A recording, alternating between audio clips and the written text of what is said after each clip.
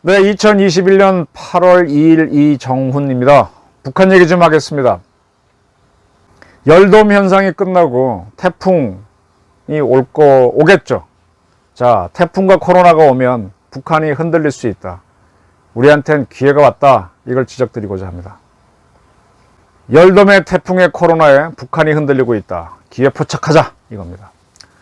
북한에는 이런 보도가 나왔습니다.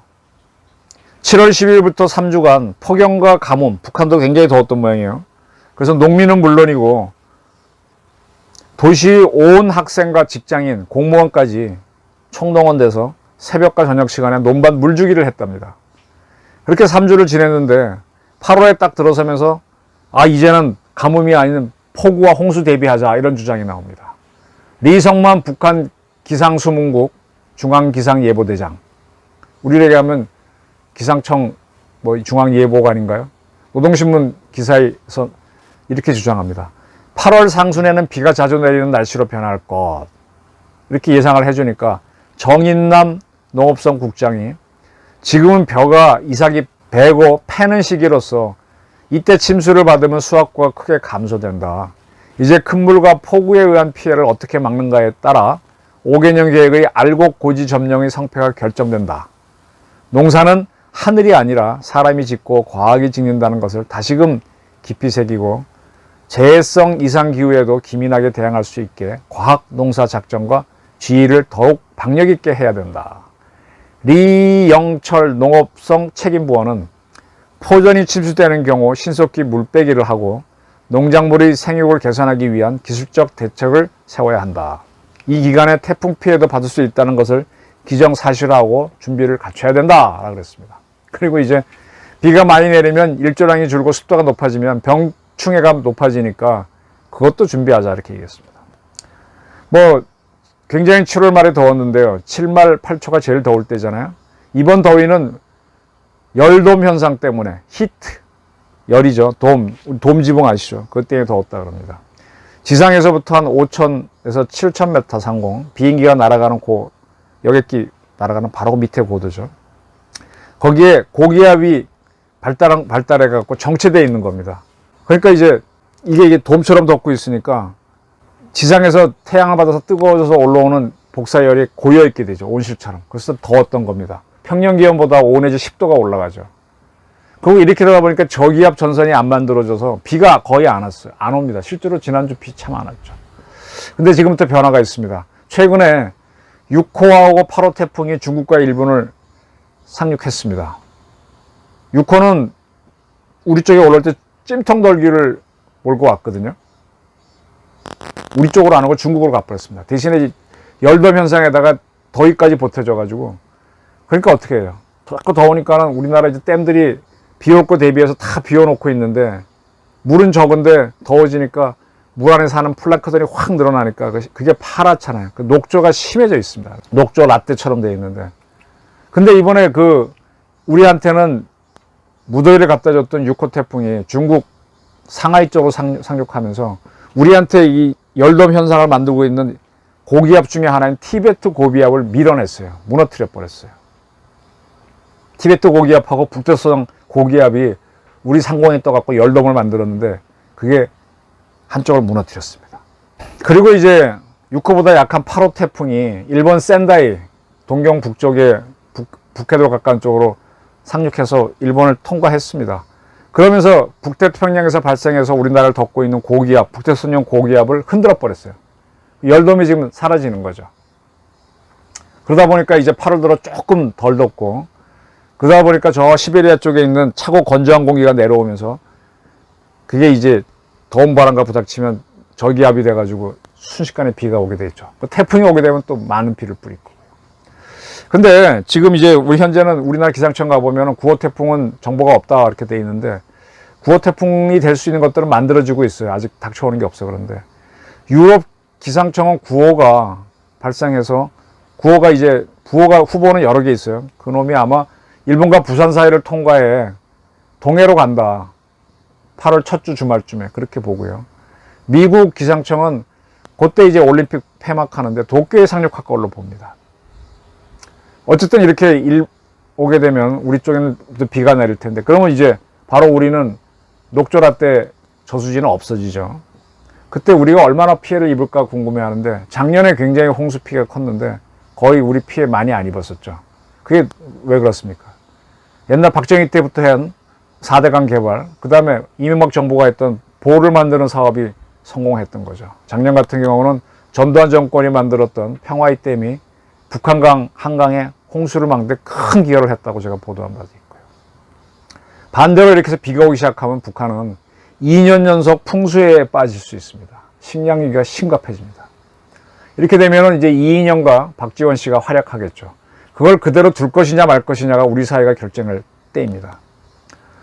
풍수해를 북한이 입으면 지원 문제가 나올 건데, 그때 지원을 김정은을 위해서 하느냐 북한 인민을 위해서 하느냐, 이걸 보셔야 됩니다. 문정권의 이인영이나 박지원은 김정은을 위해서 할 겁니다. 근데 우리는 북한 인민한테 줘가지고 북한 인민한테 풍수해가 당하도록 또 식량도 안 되도록 하는, 김정은을 타도하도록 시위가 일어나도록 그런 용도로 지원을 해줘야 된다는 얘기죠. 그걸 해야만 대선을 앞두고 있는데 문재인 정권이 친북인지 아닌지가 분명히 드러날 겁니다. 북한은 조만간 8월 달에 큰 풍수해를 입는데, 그러고 난 다음에 식량 문제가 나올 거예요. 이번에 보릿고기도 만만치 않았는데, 이때 식량을 문정권이 누구를 주려고 하느냐, 김정은 줘서 김정은이 나눠주게 한다면, 거기에 대해서 또 우리 사회가 입을 다물고 있다면 우리 사회는 친북 세력이 자꾸 날뛰게 되는 그런 사회가 되는 거죠. 이걸 막도록 해달라는 겁니다. 또 하나 우리가 주목해야 될 게, 한국군 60만 대군은 지금 백신을 다 맞았습니다. 북한군은 인민군을 포함해서 전 주민들이 맞은 사람이 없습니다. 이제 북한에서 어떤 식량 문제로 폭동이 일어나게 되면은 북한의 안정화를 위해서 식량을 공급하더라도 우리 가는 사람들이 우리뿐만 아니라 미국 사람들이고 일본 사람이고 가게 되면 오히려 맞을 수가 있으니까 보호하려면 누가 가야 되는데, 그때 갈 수 있는 사람 중에 하나가 군인들일 텐데 백신 맞은 우리 군인들이 갈 수 있죠. 이렇게 하면서 통일 기회를 잡을 수 있다는 겁니다. 제가 지금 북한의 백신하고 식량 가는 거 잘 보자 그랬는데, 이걸 제대로만 쓰게 되면 통일 기회가 온다는 겁니다. 통일을 하는 방법에 대해서 사람들이 어떻게 하고 저한테 질문 많이 하는데, 그렇게 어려운 거 아니에요. 이 풍수해까지 다 고려해서 한순간에 아주 쉽게 하는 겁니다. 북한은 태풍 오게 되면 풍수해 입습니다. 그 다음에 식량량 문제, 그리고 또 전염병이 창궐 했을 때 코로나 백신뿐만 아니라 장티푸스 다 우리가 주는데 누구를 줄 것이냐, 그 문제 가지고 북한에서 밀란이 일어나고 시위가 나면서 통일의 기회를 잡는 거죠. 통일 그렇게 어려운 거 아닙니다. 지금 김여정이가 8월 1일 담화를 발표했죠. 한미연합훈련을 북남 관계의 앞길을 더욱 흐리게 하는 재미없는 전주곡이다. 희망이냐 절망이냐 선택은 우리가 하지 않는다. 공갈을 했습니다. 남조선 측이 8월에 또다시 적대적인 전쟁 연습을 벌여놓는가, 아니면 큰 용단을 내리겠는가에 대해 예의주시할 것이라 그랬습니다. 이게 뭐냐, 이제 우리가 연합훈련을 하게 되면 인민군도 대응을 해야 되잖아요. 그러면 지금 우리도 사회적 거리두기 4단계 해서 우리를 불편하게 하는데, 저들도 그렇게 하고 있을 겁니다. 훈련하다 보면 가까워지죠. 그럼 어떻게 돼요? 북한 인민군 사이에서도 코로나 문제가 되면서 군이 와해가 될 수 있죠.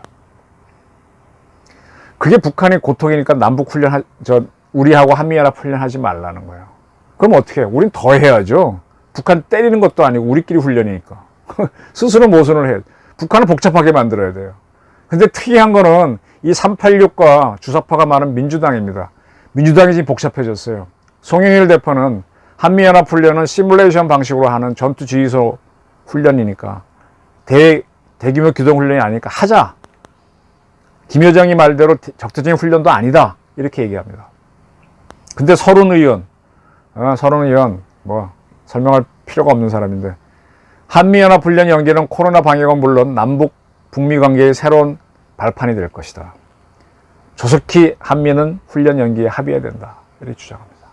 통일부 이인영 씨 입김이 작용해서 그런지 대변인은 한미연합훈련이 어떤 경우에도 한반도의 군사적 긴장을 조성하는 계기가 돼서는 안 된다. 이따위 소리하고 있습니다. 자, 누가 김정은 편이고 누가 북한 인민 편인지 안 보이십니까? 최재형 감사원장 출신인 최재형 씨는 대한민국 군 통수권자에게 지시를 내리고 있다. 김 여장이가. 우리 내부를 이간질하고 한미 갈등을 부추기는 북한인 저희의 말을 들어서는 안 된다. 자, 김 여장이가 딱 한 말씀에는 북한의 고민이 들어있는 겁니다. 그걸 거꾸로 가면 됩니다. 그래, 북한에 그래서 이제 힘들어질 때 그래 지원한다. 너는 아니야. 여정아, 너하고 니네 오빠는 아니야. 우리가 가서 줄게. 근데 우리 군인들은 다 백신 맞았잖아요. 좀 긴장하고 가서 뭐 북한이 이 풍수해가 커지면 뭐 장티푸스 돌지 말란 법도 있고 그것도 지원하고 쌀도 주고 그렇게 해서 그들의 마음을 잡을 때 통일이 오는 겁니다. 그리고 이번에 우리가 훈련을 더 세게 하면 인민군들 기동해야 되니까 그들은 더 위험해지는 거죠. 코로나 지금 델타 바이러스 중 가게 되면 또 그렇게 또 치명률도 안 높으니까 아주 좋은 케이스죠. 북한은 그렇게 흔드는 겁니다. 인민군도 흔들리고 김정군도 흔들립니다. 이걸 해야 됩니다.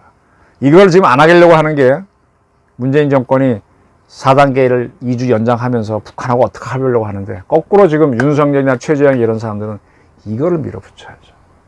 그래서 두 개의 적, 내부에 있는 386 주사파라고 하는 적, 외부에 있는 김정은이라는 적을 치고 우리의 정통성과 그 다음에 북한 인민들을 한편이 돼서 통일로 가는 길을 만들어야죠. 제가 오늘 제목을 열돔의 태풍에 코로나에 북한이 흔들리고 있다. 이게 우리의 기회다. 포착해라 잡은 것 이 때문입니다. 경청해 주셔서 감사합니다.